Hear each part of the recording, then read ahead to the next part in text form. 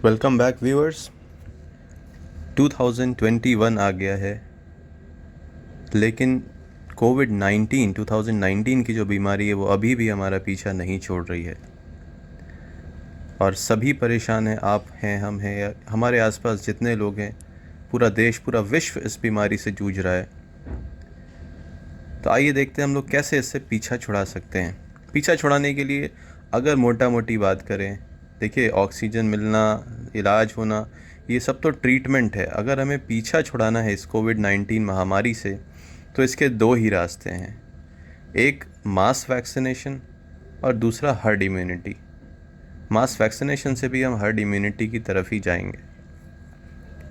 तो इससे अगर यदि हो जाता है, अगर 60-70% आबादी हमारी, 60-70% लोग वैक्सीन लगवा लेते हैं और हर्ड इम्यूनिटी डेवलप कर जाती है, तो हम लोग इस बीमारी से छुटकारा पा सकते हैं। जी हाँ, अगर 1-2 आदमी, 3 आदमी, 4 आदमी, आसपास के कुछ लोग वैक्सीन लगा रहे हैं, उससे काम नहीं बनेगा। जब तक कि मैक्सिमम लोग इसमें नहीं जाएंगे, तब तक कि हम इससे पीछा नहीं छुड़ा सकते हैं। तो आइए देखते हैं। मेरा नाम डॉक्टर ज़ीशान अहमद है। आप मुझसे पहले भी कई वीडियोस के थ्रू जुड़ चुके हैं। आज हम लोग स्पेसिफ़िकली कोविड-19 वैक्सीन और इससे जुड़े कुछ सवालों के बारे में डिस्कस करेंगे।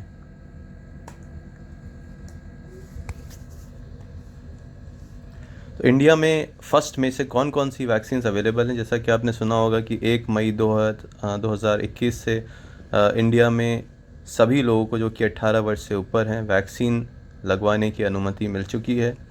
तो कौन कौन सी वैक्सीन्स अभी अवेलेबल हैं इंडिया में? तो एक तो है कोविशील्ड, जो कि सीरम इंस्टीट्यूट द्वारा निर्मित है, जिसकी टेक्नोलॉजी ऑक्सफोर्ड यूनिवर्सिटी एस्ट्राजेनेका द्वारा सपोर्टेड है।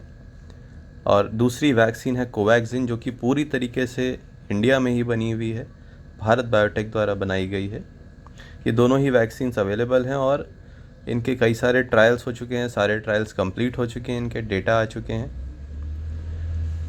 और 1 मई से कम ये तो दोनों हमारे पास अवेलेबल ही हैं। इसके अलावा बहुत सी वैक्सीन्स जल्द आने वाली हैं। जैसा कि अभी आपने एक प्रेस स्टेटमेंट में देखा होगा कि इंडिया ने उन सारी वैक्सीन्स को इमरजेंसी यूज़ के लिए इंडिया में अलाउ करने वाली है, जो कि या तो यूएस एफडीए या यूके की रेगुलेटरी एजेंसी, या फिर यूरोपियन यूनियन द्वारा, या जापान द्वारा, या फिर डब्ल्यूएचओ द्वारा अप्रूवल ले चुकी हैं। सबसे जल्द आने वाली जो वैक्सीन है अगले चरण में, वो है स्पुतनिक वी, जो कि एक एडिनोवायरल वेक्टर को यूज़ करती है। जो टेक्नोलॉजी है, एडिनोवायरस के अंदर कोरोना वायरस के कुछ पार्ट्स मिला दिए जाते हैं और उसको इंजेक्ट किया जाता है, ताकि वो ऐसा बॉडी को प्रतीत हो कि हमारे ऊपर कोविड का हमला हुआ है और उसके अगेंस्ट में एंटीबॉडी बना ले बॉडी।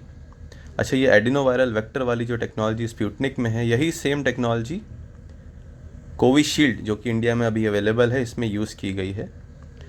अगर डिफरेंस के बारे में बात करें, तो जो स्पुतनिक वैक्सीन है, इसके अंदर 2 प्रकार के एडिनोवायरस यूज़ किए गए हैं और इसकी जो 2 डोजेज़ होती हैं वैक्सीन की, उन दोनों में अलग अलग एडिनोवायरस, जो कि वेक्टर होता है, जो कि कोरोना वायरस के पार्टिकल्स को कैरी करता है, अपने साथ में बाइंड करके ले जाता है ह्यूमन बॉडी के अंदर में, वो अलग अलग हैं। जबकि कोविशील्ड, जो कि अभी करेंटली इंडिया में यूज़ हो रही है, एस्ट्राजेनेका वाली, जो कि सीरम इंस्टीट्यूट द्वारा निर्मित है, उसके अंदर जो दोनों ही डोज हैं वो सेम डोजेज़ हैं, सेम एडिनोवायरल वेक्टर है, इंटरचेंजेबल है। बट स्पुतनिक के साथ में है, अगर फर्स्ट डोज एक प्रकार की वैक्सीन से है और सेकेंड डोज जो होगी वो स्पुतनिक की ही दूसरी प्रकार की वैक्सीन होगी, जिसके अंदर एडिनोवायरस दूसरा रहेगा। ये रशिया की वैक्सीन है।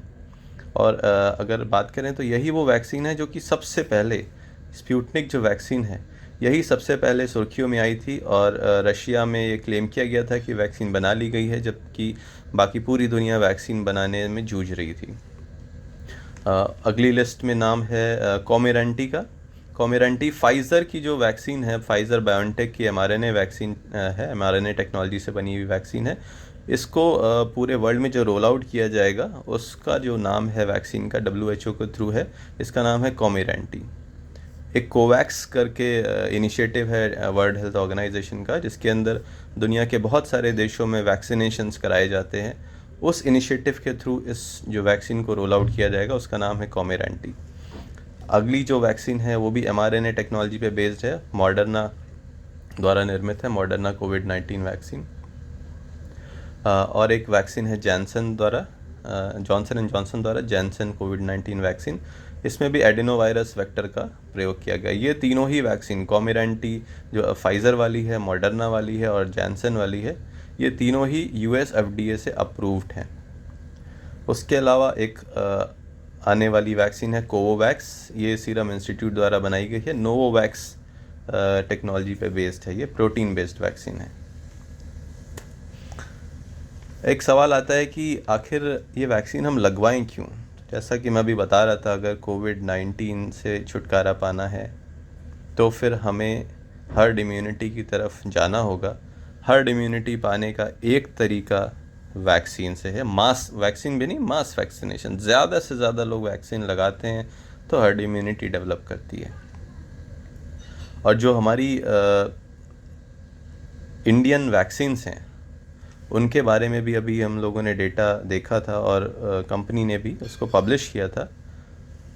और हम आसपास में ये देखते भी हैं कि जिन लोगों ने जो वैक्सीन्स लगवा रखी हैं उनके अंदर सीवियर जो कोविड-19 डिजीज़ है, सीवियर कहने का मतलब है जिनके अंदर इन्वेसिव वेंटिलेशन या नॉन इन्वेसिव वेंटिलेशन या फिर आईसीयू एडमिशन या फिर डेथ्स, उस तरीके की चांसेस जो हैं वो बहुत ही कम हो गई हैं। हालांकि जो रिसर्च पब्लिश की गई थी इसमें तो बताया गया था कि सीवियर, उस छोटे से सेगमेंट की बात हो रही है, जो उस रिसर्च के अंदर जितने बंदों को सिलेक्ट किया गया था उनके अंदर से किसी में भी सीवियर कोविड-19 डिजीज़ नहीं हुई जिन्होंने इंडियन वैक्सीन्स लगवा रखी थी। ये तो हो गया सीवियर कोविड-19 डिजीज़ होने का।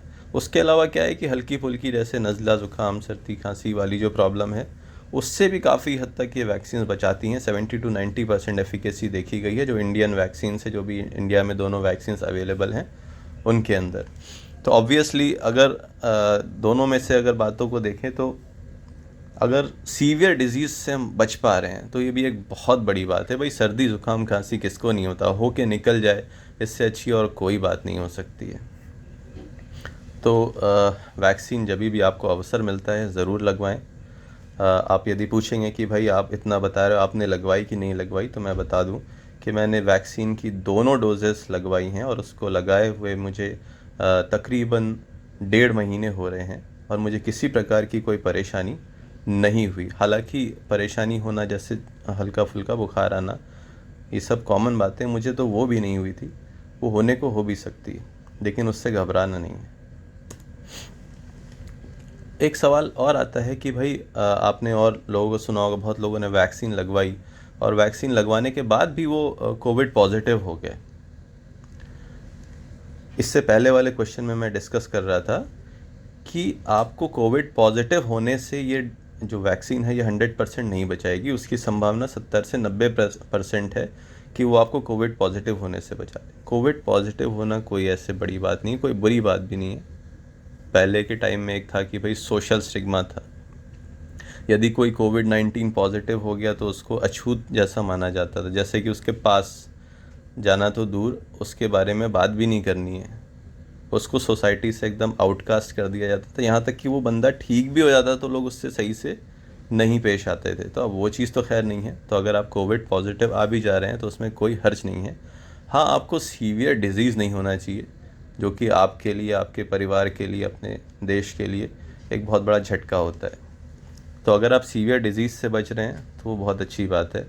तो वैक्सीन लगवाने के बाद अगर लोग पॉजिटिव हो रहे हैं तो उससे परेशान नहीं होना है, क्योंकि वो वायरस, भाई जब वैक्सीन लग गई, वैक्सीन लगने से होता क्या है, वैक्सीन लगने से आपकी बॉडी के अंदर उस वायरस के अगेंस्ट एंटीबॉडी बन जाती है। अब एंटीबॉडी क्या है कि वो बाहर निकल के तो वायरस पे हमला करेंगी नहीं। जब वो वायरस आपकी बॉडी में एंटर करेगा तब वो एंटीबॉडी उसके ऊपर हमला करेंगी, और हमला करते हुए दोनों आपस में झगड़ा करते कराते अल्टीमेटली क्या होता है कि जो हमारी एंटीबॉडीज़ हैं वो विक्टोरियस हो जाती हैं, वो जीत जाती हैं। लेकिन इस क्रम में वायरस तो आपकी बॉडी में है, तो आप आरटी-पीसीआर टेस्ट कराओगे तो पॉजिटिव आएगा। हर बार नहीं, जब आपके ऊपर इन्फेक्शन चढ़ा, जब आपको कहीं से एक्सपोजर हो गया, आपको वायरस मिल गया कहीं से, उस समय आप पॉजिटिव आ सकते हैं। लेकिन अच्छी बात यह है कि इस लड़ाई में, वायरस और आपकी एंटीबॉडी की लड़ाई में, एंटीबॉडी जीत जाती हैं, वायरस हार जाता है। और ये एक बहुत ही बड़ी चीज़ है कि भाई आपको ऑक्सीजन की ज़रूरत नहीं पड़ेगी, आपको लंबी बीमारी नहीं होगी, वो ज़रा बहुत खराश होकर के, खांसी होकर के, नज़ला होकर के वो ख़त्म हो जाएगी। ये मैक्सिमम हो सकता है। बहुत लोग को तो ये भी नहीं होता, वायरस आया और शुरू में ही एंटीबॉडीज़ ने उसको कॉन्कर कर लिया, उसको हरा दिया। और एक हम लोगों ने देखा हुआ है, जो वैक्सीन लगवाते हैं लोग, वो लगवाते ही अपने आप को सुपर हीरो बनने लगते हैं, जैसे कि उनको पता नहीं कौन सी शक्ति मिल गई। तो ये मैं आपको बता दूं, आपने वैक्सीन लगवा लिया, उसके बाद भी आपको इस तरीके की हरकतें एकदम नहीं करनी है। आपको हमेशा मास्क लगा के रखना है, सोशल डिस्टेंसिंग यानी कि लोगों के बहुत करीब घुस के नहीं जाना है, अपने हाथों को वॉश करते रहना है, सैनिटाइज करते रहना है। अब ऐसा नहीं कि फिर आप मैनियक बन जाएं, सुबह से शाम तक हाथ ही धो रहे हैं। आप ध्यान दें कि आप कब संक्रमण के उसमें आए हैं, कब आपने चीज़ों को छुआ है जो कि संक्रमित हो सकती हैं। वैसा नहीं कि आप दिन भर अपने घर में हैं, ना आपके घर से कोई बाहर आया गया, ना कुछ सामान आया गया, और फिर भी आप दिन भर हाथ धो रहे हैं। ऐसा नहीं करना है। तो आपको ये समझना है कि आप कब संक्रमित हो सकते हैं, आपके हाथ कब संक्रमित हो सकते हैं, तभी उनको धोना है। और वैक्सीन लगवाने के बाद भी भैया सुपर हीरो मत बनिएगा, सभी नियमों का पालन करिएगा। मैंने आपको जैसा कि बताया, इस बीमारी से अगर पूरी तरीके से छुटकारा पाना है तो हमें हर्ड इम्यूनिटी की तरफ जाना होगा। तो खाली आपके वैक्सीन लगवाने से बात नहीं बनेगी, सभी को वैक्सीन लगवानी पड़ेगी, ज़्यादातर लोगों को। अगर आपने ध्यान दिया होगा कि इंटरनेशनल कम्युनिटी में क्यों सब बड़े बड़े देश चाहते हैं कि पूरा विश्व को वैक्सीन लग जाए, पूरे विश्व को वैक्सीन फ्री में भी वो देने को तैयार हैं। वो इसलिए क्योंकि अगर उनके पूरे देश में भी वैक्सीन लग गई और अगले किसी देश से बंदा उनके देश में आ रहा है, तो फिर उनको वो डिस्टर्ब तो कर ही सकता है। भाई सीवियर डिजीज़ ना सही, कुछ तो बीमारी कर ही सकता है। और कल को उनकी जब एंटीबॉडी फेड कर सकती हैं, उस समय वायरस उनको अटैक कर सकता है। तो जब तक पूरी तरीके से वैक्सीनेशन सब तरफ नहीं हो जाएगा, तब तक हम सेफ़ सिक्योर नहीं हो सकते हैं। तो पूरे विश्व की अभी हमें चिंता नहीं करनी है, अभी हमें अपने देश की चिंता करनी है, अपने परिवार की चिंता करनी है, अपनी चिंता करनी है। तो खुद लगवाएं, अपने परिवार को लगवाएं। सभी लोग यदि ऐसा सोचेंगे तो हम लोग मास वैक्सीनेशन की तरफ बढ़ सकते हैं। अच्छा भाई, अब ये हो गया वैक्सीन लगवाना है, तो भाई कौन सी वैक्सीन लगवाएं। आज की डेट में हमारे देश में जो दोनों वैक्सीन अवेलेबल है, कोविशील्ड कोवैक्सीन, दोनों ही एफिकेशियस हैं, दोनों ही सेफ़ हैं। कहने का मतलब है दोनों ही सुरक्षित हैं और दोनों ही अपना काम करती हैं, आपको एंटीबॉडी बना के देती हैं।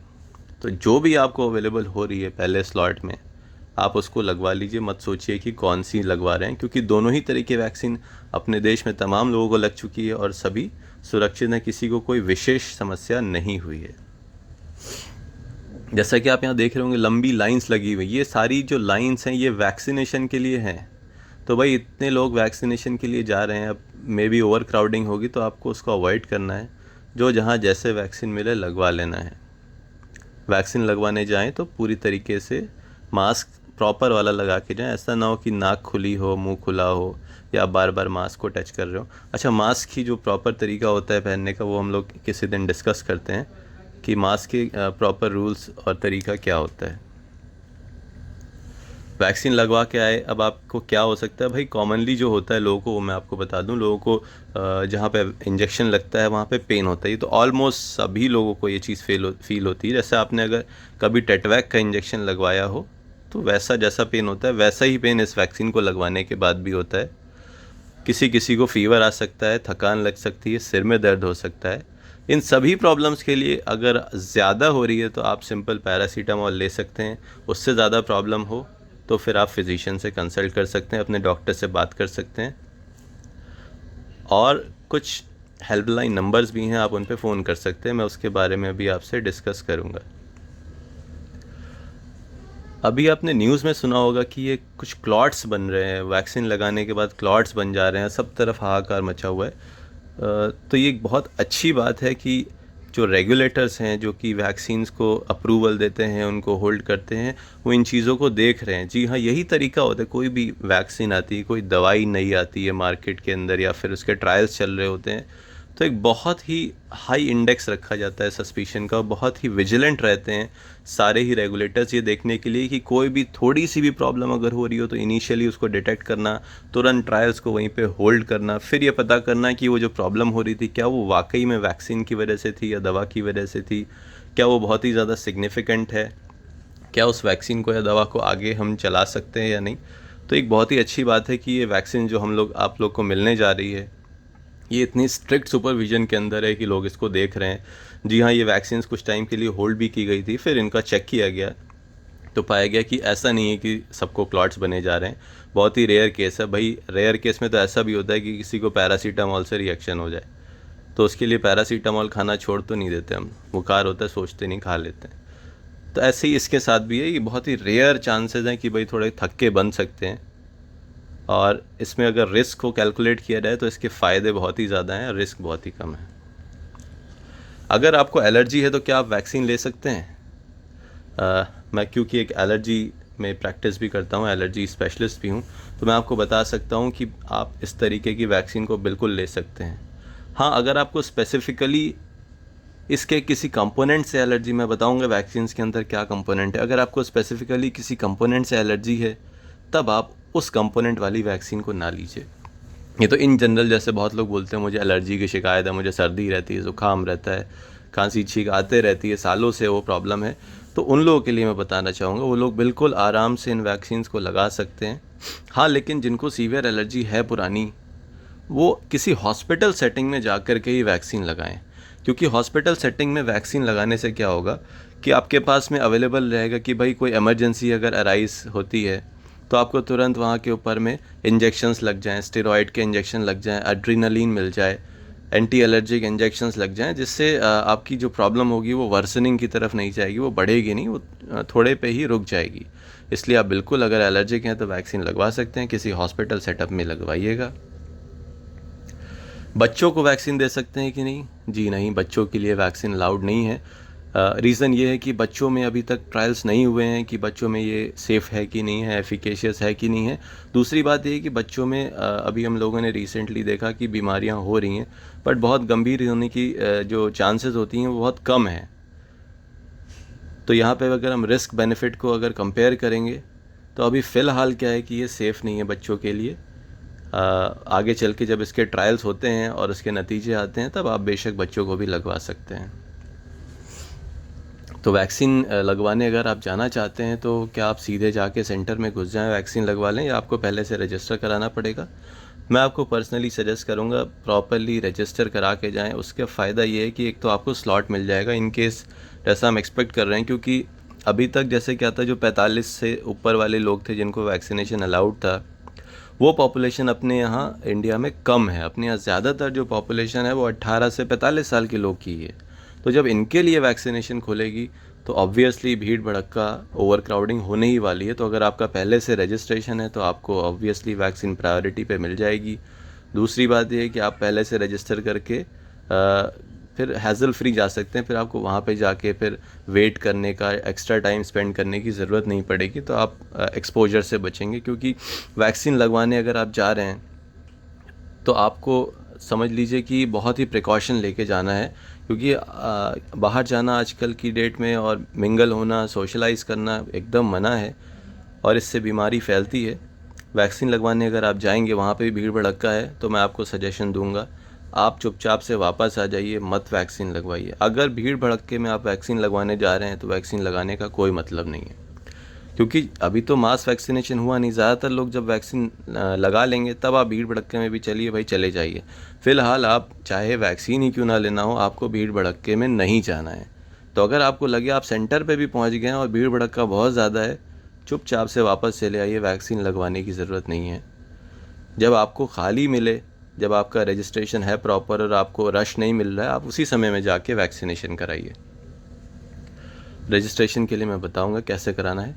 अच्छा, सेकेंड डोज जब आपको लेना है तो क्या फिर से रजिस्टर करना पड़ेगा? जी नहीं, जो पुराना रजिस्ट्रेशन था आपका उसी के ऊपर में आपको नेक्स्ट वैक्सीनेशन की डेट शेड्यूल करनी होगी। हाँ, थोड़ा सा डिफरेंस यहाँ पे ये है, अगर आप कोवैक्सीन लगवा रहे हैं तो उसकी जो सेकेंड डोज होगी वो लगभग 4 से 6 हफ्ते बाद होगी, और जो कोविशील्ड अगर आप लगवाएंगे तो वो 4 से 8 हफ्ते बाद लगवाना है।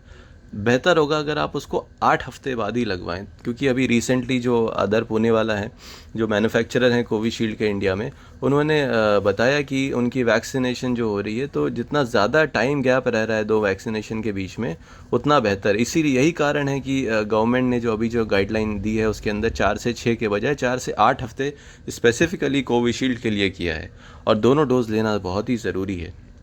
अच्छा, कुछ लोग पूछ रहे थे कि क्या भाई ये बूस्टर की भी ज़रूरत पड़ेगी 2 डोज़ के बाद। एज़ ऑफ नाउ अभी के टाइम पे सिर्फ यही 2 डोजेस चलेंगी। आगे चल के अगर ट्रायल्स आते हैं, क्योंकि अभी वैक्सीन लगेंगी, फिर देखा जाएगा कि कितने महीनों तक उनकी एंटीबॉडीज़ परसिस्ट कर रही हैं, फिर अगर वो गिरने लगेंगी तो भाई बूस्टर भी लगेगा। अभी के टाइम पे बस यही है कि 2 डोज़ लेनी है। कब मानेंगे कि वैक्सीन कंप्लीट हो गई?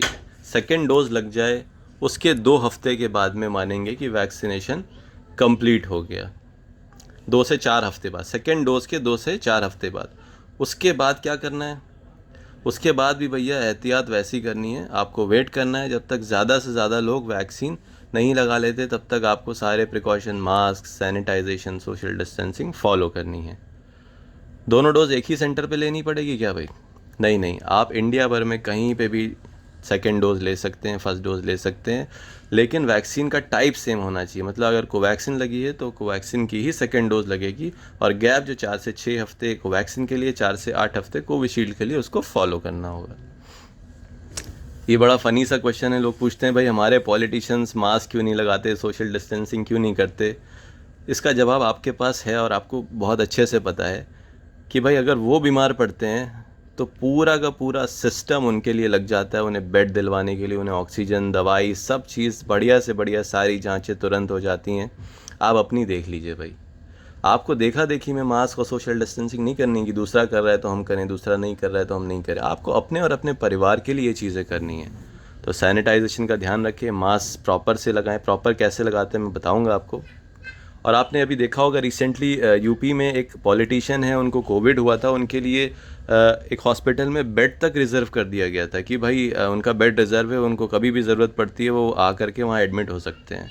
तो इनके बारे में आप नहीं सोचिए, ये वाकई में सुपर हीरोज़ हैं।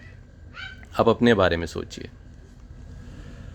वैक्सीन लेने के बाद अगर आपको कोई प्रॉब्लम हो रही है, कोई साइड इफ़ेक्ट हो रहा है, कोई रिएक्शन हो रहा है, एलर्जी हो रही है, जो कि आमतौर पे नहीं होता है, इन केस अगर किसी को हो रहा है, तो आपको इन नंबर्स पे कॉल करना है।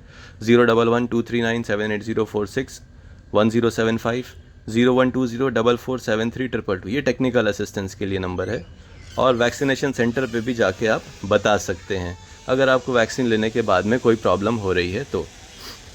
पर्सनली अगर मुझसे पूछें कि मैंने कितने लोगों को देखा है कुछ प्रॉब्लम होते हुए, तो हमारी एक स्टाफ थी जिसको कि नेक में थोड़ा सा पेन हुआ था और एक छोटा सा दाना निकला था। This was the maximum side effect been seen at our centre, जहाँ पे हमारे यहाँ वैक्सीनेशंस होती हैं।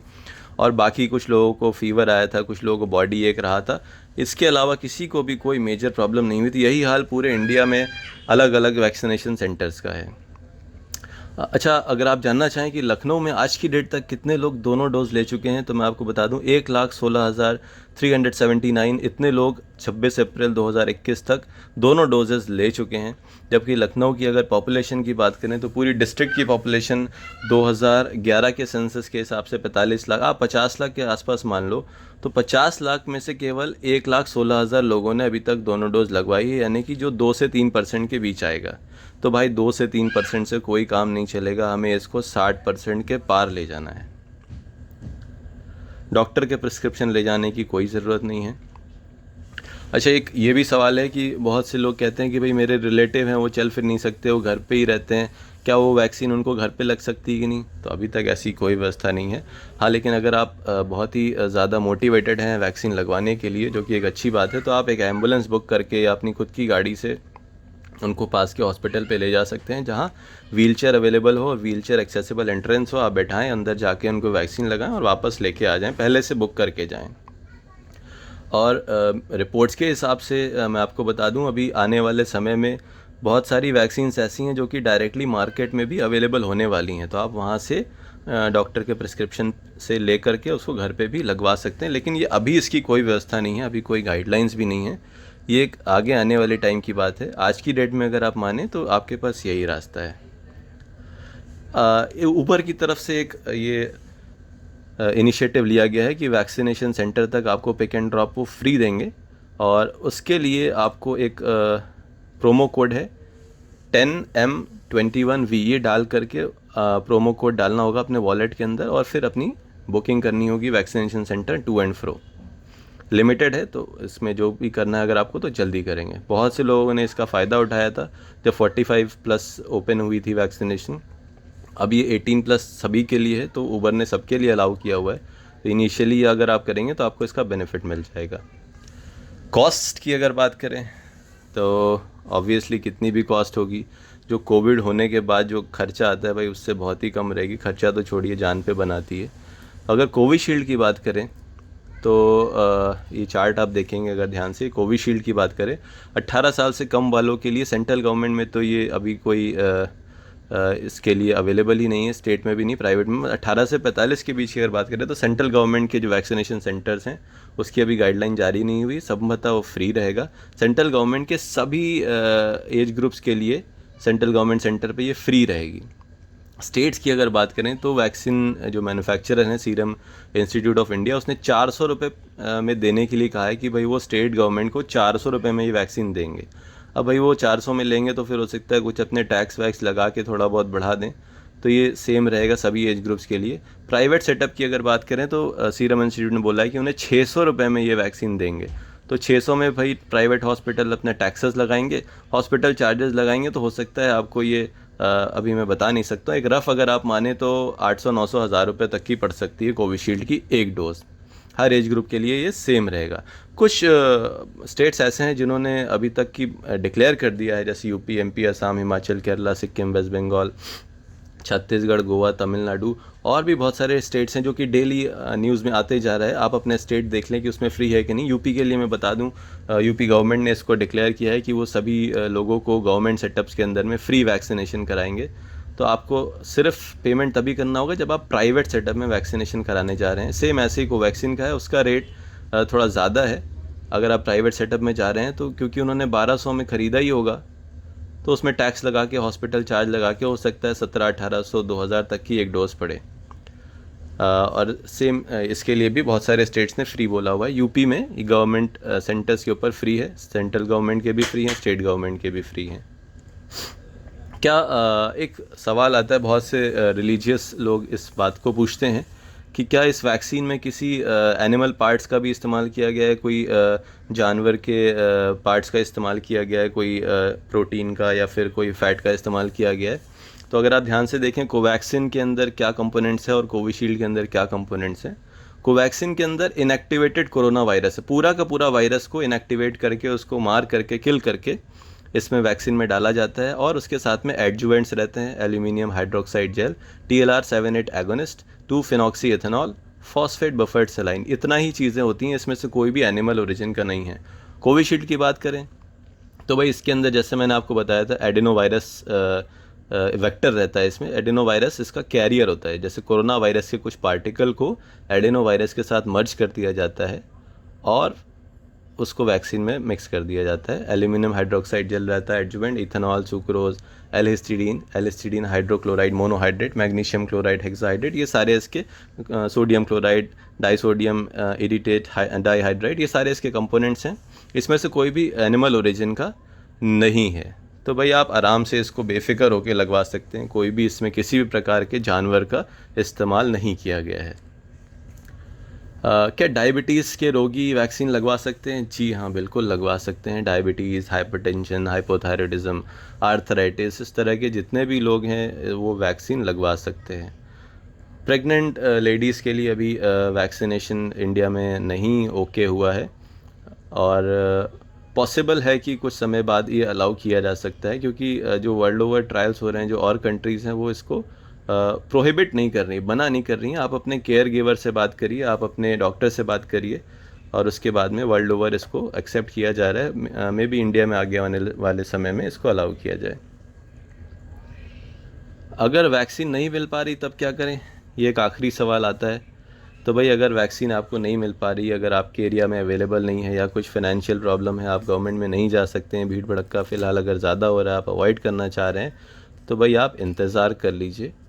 थोड़े समय में, जब आपको जैसे ही स्लॉट खाली मिलता है, वैक्सीन अवेलेबल मिलती है तो लगवा लीजिए। और जब तक वही सब करना है जो आपको वैक्सीन लगवाने के बाद करना है, हैंड सैनिटाइजेशन, मास्क का प्रॉपर यूज़, सोशल डिस्टेंसिंग।